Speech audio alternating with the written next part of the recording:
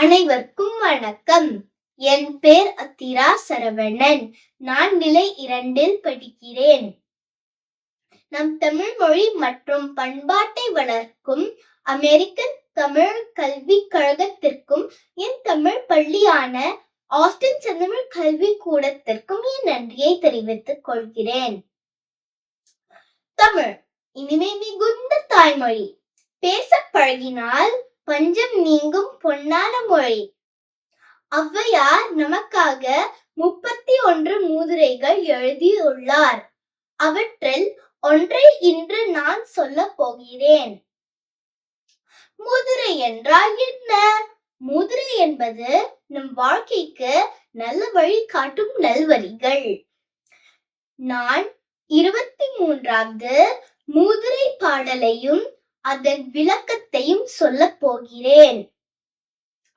கற்பிலவோடு ஒப்பர் கயவர் கடும் சினத்து பொற்பிலவோடு ஒப்பாரும் போல்வாரே வில் பிடித்து நீர் கீழிய எய்து வடு போல மாறுமே சீர் ஒழுகு சான்றோர் சினம்.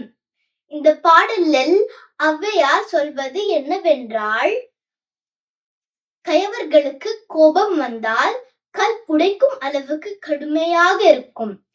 ஆனால் சான்றோர்களுக்கு கோபம் வந்தால் அது நீரில் கோடு போட்ட மாதிரி ஒரு நொடியில் மறைந்துவிடும். அவர்கள் நல்லதை சொல்லத்தான் கோபப்படுவார்கள். கோபம் முடிந்ததும் அன்பாக பழகுவார்கள். சான்றோர் கோபம் எடுத்துக்காட்டு. ஒரு கிராமத்தில் ஒரு நல்ல தாத்தா இருந்தார். அவர் தினமும் பறவைகளுக்கு உணவு போடுவார்.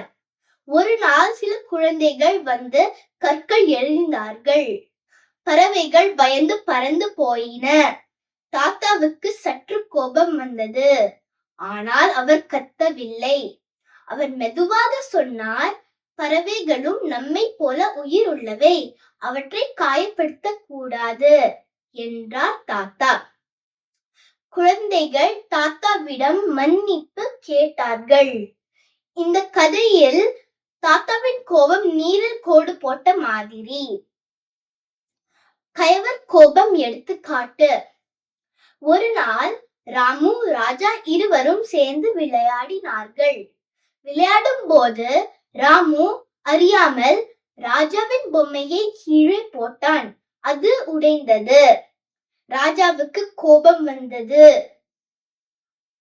நீ என் பொம்மையை உடைத்து விட்டாய், நான் இனிமேல் உன்னோட பேச மாட்டேன் என்றார் ராஜா.